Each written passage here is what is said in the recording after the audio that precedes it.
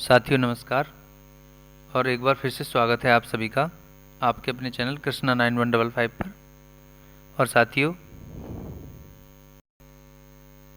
इस वीडियो में हम करंट अफेयर्स के एक महत्वपूर्ण topic one nation one fertiliser यानी एक राष्ट्र एक उर्वरक, इसके संबंध में चर्चा करेंगे। ठीक है, चलिए इसे शुरू करते हैं।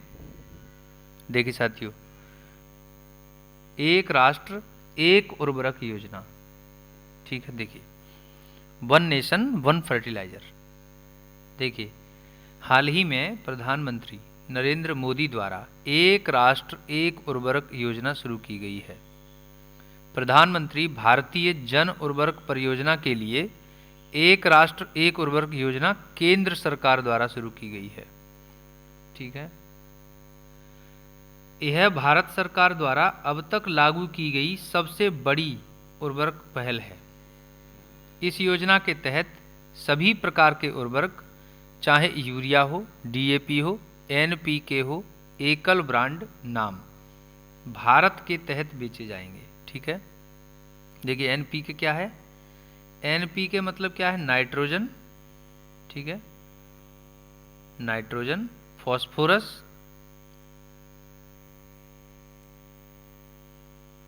ठीक है, और पोटेशियम। ठीक है, तो ये चीज़ है। चलिए नेक्स्ट देखेंगे, अगला आगे क्या है। देखिए आगे ये है, देखिए प्रमुख बिंदुओं की तरफ नज़र डालते हैं। देखिए यह योजना पूरे भारत में उर्वरक ब्रांडों को मानकीकृत करने का प्रयास करती है। ठीक है, स्टैंडर्डाइज करती है, भले ही उन्हें कोई भी कंपनी बनाती हो। ठीक, इसका उद्देश्य देखिए उर्वरकों की गुणवत्ता और उनकी उपलब्धता से संबंधित सभी भ्रमों को दूर करना है। ठीक है, देखिए इससे पहले खुदरा विक्रेता उच्च कमीशन प्राप्त करने के लिए कुछ ब्रांडों की बिक्री पर जोर दे रहे थे। ठीक है, और निर्माता लक्षित विज्ञापन अभियान के माध्यम से अपने उत्पादों का प्रचार कर रहे हैं एक्चुअली। इसके ठीक है, इसके बाद ये चीज़ें बदल जाएंगी योजना के बाद। यह उर्वरकों के बारे में गलत धारणा पैदा करता है, जिससे किसान महंगे विकल्पों के लिए मजबूर होते हैं। मतलब यह है कि योजना के पहले जो भी चीज़ें चल रही हैं उससे जो है किसानों में गलत धारणाएं आ जाती हैं। ऐसा सोचते हैं कि ये वाला अच्छा है, ये वाला खराब है ना। तो यह मामला है, तो इसलिए वो महंगे विकल्प की तरफ जाते हैं। और निर्माता जो इंडस्ट्रियलिस्ट जो भी प्रोड्यूसर हैं वो ऐसे टारगेट करके ही चीज़ें बना रहे हैं कि ये चलेगी मार्केट में ऐसे। चलिए नेक्स्ट देखते हैं आगे। देखिए आगे कह रहे हैं अन्य महत्वपूर्ण तथ्यों की तरफ हम बात करेंगे इसमें। देखिए यह योजना मतलब नई योजना से जो योजना आई है, इससे उर्वरकों की लागत को कम करने और बाजार में उनकी उपलब्धता बढ़ाने की उम्मीद है। देखिए दोस्तों, ऐसा होता है आमतौर पर कि जब भी ये रासायनिक उर्वरकों की ज़रूरत होती है, एक टाइम पर फसल जब किसान लगाते हैं, तो किसान जब फसल लगाते हैं तो उसके लिए उन्हें क्या ज़रूरत होती है? ये खाद की ज़रूरत होती है। ठीक है ना, उर्वरक की। तो खाद की कमी भी पड़ जाती है, इसकी कालाबाजारी तक हो जाती है। ठीक है, और उसका एक एक ठीक है एक एक बैग जो है, जो उसका मूल्य है उससे ऊपर बेचा जाता है। ठीक है, तो ये चीज़ है। तो कहने का मतलब यह है कि एक तो उपलब्धता बढ़ाने की बात है यहाँ पे। ठीक है, और उसकी लागत भी कम हो जाएगी, तो किसानों को काफ़ी फायदा होगा। ये अच्छी योजना है। यह विभिन्न निर्माताओं के बीच प्रतिस्पर्धा को कम करेगा और पूरे भारत में उर्वरकों की पर्याप्त आपूर्ति सुनिश्चित करेगा। ठीक है, ये चीज़ तो ये किसानों के लिए काफ़ी अच्छी बात है। यह पूरे भारत में उर्वरक ब्रांडों को एकजुट करेगा। देखिए भारत में सबसे ज़्यादा पंजाब राज्य में सबसे ज़्यादा ये उर्वरकों का यूज किया जाता है। ठीक है, नए नियम के तहत उर्वरक निर्माताओं को भारत ब्रांड नाम के तहत अपने उत्पादों को बढ़ावा देना अनिवार्य है। देखिए ये क्या कह रहे हैं कि मतलब जो उर्वरक प्रोड्यूसर हैं, फर्टिलाइजर प्रोड्यूसर कंपनियां हैं, वे सभी अपने खुद के प्रोडक्ट को भारत ब्रांड नाम से बेचेंगे, भारत ब्रांड उसमें लिखा होगा, ठीक है। उन्हें अपने 1/3 बैग पर अपने ब्रांड नाम, लोगो और उत्पाद के बारे में अन्य संबंधित जानकारी का विज्ञापन करने की अनुमति होगी, ठीक है। चलिए आगे देखेंगे हम। देखिए दोस्तों, उर्वरक क्या होते हैं ये भी तो जान लेंगे। देखिए, उर्वरक को कहते हैं फर्टिलाइजर, ठीक है। कृषि में उपज बढ़ाने के लिए प्रयुक्त रसायन होते हैं जो पेड़ पौधों की वृद्धि में सहायता के लिए इस्तेमाल किए जाते हैं, ठीक है। पानी में शीघ्र घुलने वाले ये रसायन मिट्टी में या पत्तियों पर छिड़काव करके प्रयोग किए जाते हैं, ठीक। देखिए दोस्तों, आगे हम बात करेंगे यहाँ पे कि उर्वरक जो हैं कितने प्रकार के हैं। सामान्यतः उर्वरक जो हैं, जैसे देखिए यूरिया है, ठीक है, और उसके अलावा देखिए अमोनियम सल्फेट है, अमोनियम सल्फेट,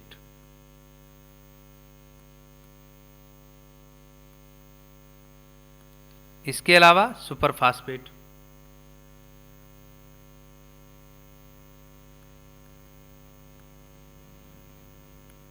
ठीक। इसके अलावा पोटास, ठीक है। एक होता है एनपीके, नाइट्रोजन फास्फोरस पोटेशियम, ठीक है। तो ये चीज़ें, इन सब के उपयोग से क्या होता है, जो है हमें फसलों की अच्छी उपज, है ना, फसलों की अच्छी उपज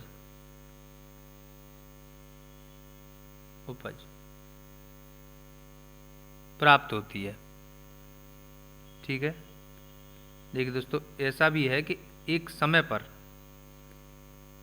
मिट्टी की उत्पादन क्षमता बढ़ाते हैं, ठीक है। इससे क्या है, मिट्टी की उत्पादन क्षमता बढ़ जाती है, लेकिन ये मिट्टी की उत्पादन क्षमता जो है एक समय तक ही रहती है, उसके बाद फिर मिट्टी की उत्पादन क्षमता में कमी आने लगती है। तो इसका प्रयोग ज़्यादा ठीक नहीं है,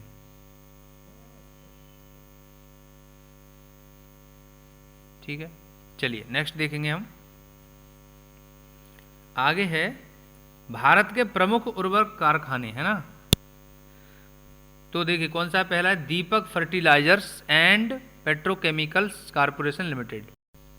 देखिए दोस्तों, दीपक फर्टिलाइजर्स, इसको कहते हैं DFPCL, ठीक है, DFPCL ये कंपनी है, ठीक है। देखिए 1979 में इसकी स्थापना हुई, ठीक है। और मुंडवा, ठीक है, मुंडवा पुणे में इसका मुख्यालय है, ठीक है, महाराष्ट्र में। और देखिए एक बात यह है कि यह कंपनी अपने प्रोडक्ट को महाधन इस नाम से बेचती है, ठीक है, महाधन ब्रांड, ठीक है दोस्तों। चलिए ये हो गया। नेक्स्ट देखते हैं अगला। देखिए दूसरा है कोरोमंडल इंटरनेशनल लिमिटेड। अब देखिए कोरोमंडल इंटरनेशनल लिमिटेड जो है वो कहाँ पर है, ये है आपके हैदराबाद में, ठीक है, हैदराबाद में, ठीक है दोस्तों। इसके अलावा चलिए अब अगला देख लेते हैं जल्दी से।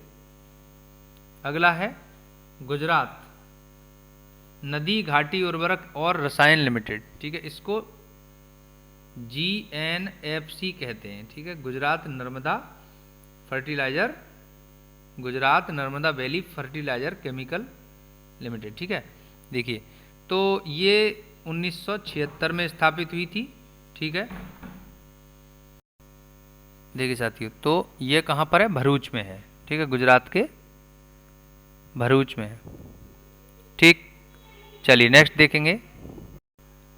देखिए साथियों अगला है यहाँ पे Chambal fertilizers and chemicals limited, ठीक है, चंबल फर्टिलाइजर्स। तो ये प्राइवेट सेक्टर की कंपनी है, ठीक है, ठीक है, प्राइवेट सेक्टर की है। और किसकी है, के बिरला ग्रुप की है, एक्चुअली के बिरला, ठीक है। कहाँ पर है, कोटा में है, कोटा राजस्थान में, ठीक है। और कोटा में कहाँ पर, गड़ेपान जगह है, गड़ेपान, ठीक है। 1985 में इसकी स्थापना की गई थी। चलिए अगला देखेंगे। देखिए अगला है राष्ट्रीय रसायन और उर्वरक लिमिटेड। तो देखिए राष्ट्रीय रसायन यानी कि नेशनल, देखिए इसको आरसीएफ कहा जाता है, ठीक है, आरसीएफ। और ये कैसी कंपनी, मिनी रत्ना कंपनी है, ठीक है, मिनी रत्ना। अब देखिए 1985 में इसकी स्थापना हुई, ठीक है। और इसके 2 यूनिट हैं, ट्राम्बे और कहाँ है, थल में। देखिए ट्राम्बे कहाँ है, मुंबई में है, ठीक है। और थल कहाँ पर है, अलीबाग में है, ठीक है। देखिए दोस्तों ये जो है इसकी 2 यूनिट हैं, ठीक है। चलिए आगे देखेंगे नेक्स्ट। देखिए नेक्स्ट है उर्वरक और रसायन त्रावणकोर लिमिटेड, ठीक है। इसको कहते हैं फैक्ट, FACT।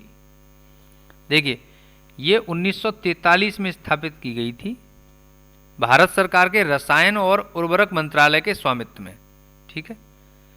केरल के कोची में है, मतलब त्रावणकोर में है, कोची के अंदर, ठीक है। चलिए नेक्स्ट देखेंगे। अगला है, देखिए अगला है Gujarat state fertilizers and chemicals limited. देखिए साथियों ये जो है इसको कहते हैं, देखिए GFSC, ठीक है। तो ये 1962 में स्थापित की गई थी, सरकारी कंपनी है, गुजरात सरकार के अधीन, ठीक है। इसका हेडक्वार्टर है बड़ोदरा में, ठीक है, बड़ोदरा में। चलिए नेक्स्ट देखेंगे हम। देखिए दोस्तों नेक्स्ट देखेंगे हम, देखिए नेक्स्ट है ज्वेरी एग्रो केमिकल्स लिमिटेड। देखिए तो ये ज्वेरी एग्रो केमिकल्स लिमिटेड है, देखिए, ठीक है। देखिए ज्वेरी एग्रो केमिकल्स को ZACL कहा जाता है, ठीक। 1967 में इसकी स्थापना हुई और ये कहाँ है, गोवा में है, ठीक है दोस्तों, गोवा में। चलिए नेक्स्ट अगला है मैंगलोर रसायन और उर्वरक, ठीक है। देखिए मैंगलोर, तो ये जो है एक्चुअली कर्नाटक में है, ठीक है।